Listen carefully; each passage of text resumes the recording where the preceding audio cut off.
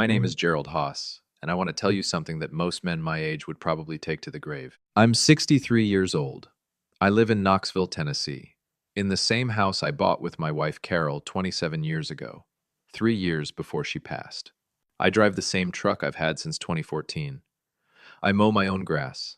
I cook my own meals, mostly. My neighbors know me as the quiet guy who waves from the driveway and keeps his gutters clean. Nobody would look at me and think, that man is sitting on a secret worth more than most people will earn in 10 lifetimes. But I was. For almost 2 years, I carried that secret alone.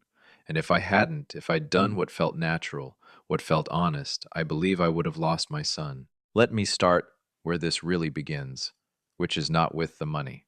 It never really is it? My older brother, Raymond, was the successful one. That was just always the truth in our family, spoken or not. He went to Vanderbilt on a partial scholarship, built a logistics company in Atlanta through 30 years of 18-hour days, and somewhere along the way became the kind of man who got called Sir without anyone thinking twice about it. We weren't close the way some brothers are. We talked on birthdays, at Christmas, at our mother's funeral in 2009. We didn't dislike each other. We just lived parallel lives that never quite touched. Raymond never married. He had a woman he loved in his 40s. I met her once. At Thanksgiving, she seemed wonderful, but something fell apart between them and he never talked about it, and I never asked. He poured everything into his business and into a collection of rental properties across Georgia and Tennessee that I knew existed but didn't think much about. When Raymond was diagnosed with pancreatic cancer in the spring of 2023, he called me on a Tuesday afternoon, very calm, very matter of fact, the way he always was. He said the doctors had given him 6 to 8 months. He said he'd already made his arrangements. He asked me if I could drive down to Atlanta and spend a weekend with him sometime in the next couple of months. I said, of course. I drove down 3 weeks later, and we spent 2 days together that were more honest than anything we'd shared since childhood. We talked about our father. We talked about Carol. We talked about the years we'd wasted being too busy to really know each other. He died in October. He left almost everything to me. I won't tell you the exact number because some things should stay private, and because, honestly, it still doesn't feel real when I say it out loud. What I will tell you is that it was substantially more than I had ever had, more than I ever expected to have, and more than most people in my neighborhood or my county will see in 3 generations. Raymond's attorney called me the week after the funeral. I sat in his office in Atlanta with my hands on my knees and listened to the numbers, and then drove 3 hours home in complete silence. I told no one. Not my son Daniel, not my sister-in-law, not my 2 closest friends from church, nobody. Part of that was grief. Part of it was shock. But part of it, and I only understood this later, was something quieter and more instinctive. A feeling I couldn't name yet. Like when the hair stands up on the back of your neck before you've consciously registered why. Now, fathers. Let me tell you about Daniel. He's 31 years old. He's a good man. He works in IT, project management, makes a decent living, pays his bills. He's got his mother's eyes and my stubbornness in equal measure. I am proud of him in the way that sits deep in your chest and never quite goes away. When Carol died, Daniel was 17, and the 2 of us held each other up through something that probably should have broken us both. That bond is not a small thing. I want you to understand that before I tell you anything else. Daniel met Kristen Albright about 3 years ago at a work conference in Nashville. She was sharp, polished, quick with a laugh, the kind of woman who walks into a room and immediately knows where everything is. I liked her well enough when I first met her. She was warm to me, attentive, always remembered what I'd told her the last time we'd spoken. They got serious fast. By the time Raymond was sick, they were already talking about engagement. I was happy for Daniel. I told him so. The engagement happened in January of 2024, about 3 months after I got back from Atlanta. The first sign came at the engagement dinner. Nothing dramatic, just a question, slipped into the conversation between the appetizers and the main course. Kristen's mother had said something about property values in Knoxville, and then Kristen turned to me with a smile and said, Gerald, Raymond's passing must have been so hard. He'd built up quite a bit over the years, hadn't he? Are you handling everything okay on your side? I said yes, I was fine, thank you for asking. She nodded and moved on. The conversation continued. I drove home that night and sat in the kitchen for a long time. I told myself I was reading too much into it. She was making conversation. She was showing interest in my life. She'd just gotten engaged to my son, and she was trying to connect. I had been alone for a long time, and maybe I'd gotten too suspicious, too inward, too quick to see the dark edge in ordinary things. I almost talked myself into believing that. Then she called me not Daniel, me, 2 weeks later. On a Sunday afternoon, she said she was doing some planning, thinking ahead about the wedding, and she wanted to get my thoughts on something. She wondered if I had ever considered working with a financial advisor to help organize things going forward, since life changes like losing a close family member can sometimes leave estates in a complicated state. She said she had a cousin who worked in wealth management, and he was very good, very discreet, and he'd be happy to sit down with me at no charge, just to make sure I was protected. She said the word protected the way someone says it when they mean the opposite. I thanked her and said I had my own people handling things. I hung up the phone and sat very still for several minutes. Then I called Raymond's attorney in Atlanta and asked him to make sure everything was properly structured and that no information about the estate would be accessible through any informal inquiry. He asked me if I had reason for concern. I said I wasn't sure yet, but I wanted to be careful. The wedding planning began in earnest that spring. Daniel and Kristen had set a date for the following October. Knoxville in fall. I'll give her that. It was a beautiful choice. They chose a venue out near the lake, the kind of place that's lovely and costs accordingly. I offered to contribute to the wedding. I said I wanted to help, and I gave them a number that was generous but not extravagant, consistent with what a retired man living modestly in Knoxville might reasonably offer. Kristen thanked me graciously and said they'd let me know what they needed. What I noticed over the following months was a pattern that I kept trying not to see. Kristen would ask questions about my property, not the house she knew, but whether I had other properties, investments, accounts in other states. She framed it always in the language of care. She was worried about me. She wanted to make sure I wasn't overwhelmed. She said her cousin could really help. She mentioned once, casually, that Raymond's estate had apparently been a matter of public record in Georgia probate filings, property transfers. She didn't say this to me directly. She said it to Daniel, within earshot, in my kitchen, while she thought I was out of the room. I was standing in the hallway. I didn't walk in. I went back outside and sat on the porch for 20 minutes. I looked at the yard Carol and I had planted together, the dogwood tree that had gotten enormous, the flower beds that I still kept up because she would have wanted me to, and I made a decision. I was not going to say a word, not to Daniel, not to anyone, not yet. The months leading up to the wedding were a kind of quiet endurance. I played my role. I was the widowed father in his 60s, grateful, a little sentimental, proud of his son. I attended the cake tasting.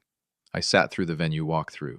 I made conversation at the engagement party with Kristen's family, including the cousin who worked in wealth management, a handsome young man named Derek who shook my hand too firmly and said, "Gerald, I've heard so much about you. We should really sit down sometime." I said that sounded great. We never sat down. Something happened in August that I want to tell you about because I think it's important. My son and I went fishing. Just the two of us, at a spot up in the Smokies we've been going to since he was about 12 years old. We drove up before dawn, didn't talk much on the way, let the morning come in through the windows. We were out on the water by the time the sun cleared the ridge, and at some point, in that particular quiet that only exists in the mountains before the day gets going, Daniel said, "Dad, are you okay? Like really okay?" I looked at him. He said, "I know losing Uncle Raymond hit you hard, and I know you do the thing where you just go quiet and handle it yourself. I just want you to know that whatever you need to talk about, I'm here." I nearly said everything right then. I want you to know that. I came very close. But I looked at my son's face, and I thought, if I tell him about the inheritance now, and if I'm wrong about Kristen, if she's just awkward and overly practical, and I've built a conspiracy out of a few uncomfortable questions, then I will have planted a seed of doubt in his marriage before it's even started. I will have made him look at his future wife differently, forever, based on my suspicion. And if I'm right, and I tell him now, I risk him going to her with it. And then everything gets denied and rearranged, and I lose the chance to know the truth. Either way, I couldn't tell him yet. So I said I was okay. I said I missed Raymond more than I expected. I said I was glad he asked. We fished until noon and drove home. The wedding was in October, a Saturday, golden light through the trees, the kind of Tennessee autumn afternoon that makes you believe in things. Daniel looked like Carol around the eyes when he was nervous, and he was nervous, and I stood beside him at the front and felt the full weight, of being someone's only parent. Kristen walked down the aisle in a dress that probably cost more than my first car. She was beautiful. She smiled at Daniel the way a woman smiles at a man she's chosen. I watched her. I watched her the whole time. After the ceremony, during the reception, Derek from Wealth Management found me near the bar and spent 20 minutes talking to me about estate consolidation and how streamlined things can really reduce headaches for your heirs. I nodded politely and excused myself to dance with my niece. 3 weeks after the wedding, I got a call from my attorney in Atlanta. He had been contacted by someone requesting information about the beneficiaries of Raymond's estate. The request had come through a third party, a financial services firm based in Nashville, and while my attorney had of course disclosed nothing, he thought I should know. The firm in Nashville, Derek's firm. I sat with that for a long time. I didn't call Daniel. I didn't call Kristen. I went to my study, which is a small room off the back of the house, where I keep Raymond's things, a few framed photos, a box of files he asked, some books of his that I've slowly been reading my way through, and I sat in the chair by the window. In that box of files, there was a letter Raymond had written to me. He'd given it to me the weekend I spent with him in Atlanta, tucked inside a manila envelope, and he'd asked me not to read it until after the estate had settled. I'd respected that. I'd carried it home and put it in the box and let it sit for almost a year. I took it out that night and I read it.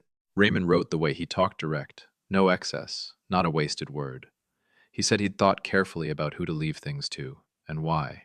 He said he knew that a sudden inheritance had the power to reveal things about people, the way that pressure reveals cracks, the way that light reveals what's been hidden in the dark. He said he had chosen me not just because I was his brother and he loved me, but because he trusted me to be careful. He said, "Gerald, money changes the room before you've even said a word. Watch who leans in when they learn about it. The right people won't." He'd written it before I ever met Kristen. He'd written it before Daniel even got serious with her. He couldn't have known, but he knew. I folded the letter and put it back. What happened next, I did not engineer. I want to be clear about that. I didn't set a trap. I didn't investigate or hire anyone or go looking for anything. What happened is that my son found something on his own, and when he found it, he came to me. It was a February evening, about 4 months after the wedding. Daniel showed up at my door unannounced. He'd driven straight from work, and he still had his work badge clipped to his jacket. He sat down at my kitchen table, and he put his phone face up between us, and he didn't say anything for a moment. He'd found a text thread. He'd come across it by accident. Kristen had used his phone to call her mother because hers was dead, and she'd forgotten to close the app. He hadn't gone looking. He'd just seen it. The texts were between Kristen and Derek. I won't recount everything in them, but the relevant substance was this. Kristen had told Derek that she was confident the estate from Raymond was significant, and that once she and Daniel were established as a married couple, she intended to work on getting Daniel added to any accounts or trusts, and that Daniel was not the type to ask hard questions. She'd said she figured Gerald would soften up once he got more comfortable with her. Derek had written back, suggesting a timeline, and mentioned that if a will or trust couldn't be accessed directly, there might be ways to influence distribution decisions down the road. Daniel sat at my table, and he looked like a man who'd had the floor removed from under him. I didn't say I told you so. I won't ever say that to my son. I reached across the table and put my hand on his arm, and I let him sit with it for as long as he needed to. After a while, he asked me, "Dad, did you know?" I told him the truth. I told him I had suspected. I told him about the phone call from Kristen, about the financial advisor. I told him about Derek at the wedding. I told him about the inquiry to my attorney. I told him I had said nothing because I wasn't certain, and because I didn't want to damage his marriage on the basis of my suspicion, and because I needed him to be able to see it for himself. He was quiet for a long time. Then he said, "How much did Raymond leave you?" And I told him the full number. I watched his face when I said it, and what I saw was not hunger or calculation. What I saw was grief, for a moment, and then something that looked like understanding. He said, quietly, "So she knew, or thought she knew." I said I believed Derek had found the probate filings in Georgia, that they're public record, and that he'd passed the information to Kristen before the engagement dinner. He nodded slowly. He said, "I need some time." He left around 9 o'clock. He drove home, and I don't know what happened that night between the two of them, and that is as it should be. That is his marriage and his life, and I stayed out of it. What I know is what Daniel told me over the following weeks. He and Kristen talked. He showed her the texts. She initially denied, then minimized, then apologized. He asked her directly, "Did you get with me because of what you thought my father might have?" She did not answer that question in a way that satisfied him. He retained an attorney of his own in March. The marriage was annulled by June on grounds of fraud. Kristen had misrepresented material facts in the formation of the marriage. Daniel's attorney was very good. I paid for Daniel's attorney. He didn't ask me to. I just did. My son came over for dinner the night the annulment was finalized. I made the pot roast Carol used to make, the one Daniel has requested at every birthday since he was about 8 years old. We ate at the kitchen table, and we talked about his plans and his work and a fishing trip we were going to take in September. We talked about Raymond. Daniel had wanted to know him better, and that's a loss I sit with, that there were years there that could have been different. After dinner, I showed Daniel the letter. I let him read it in the chair in my study, by the window, while I washed the dishes in the kitchen.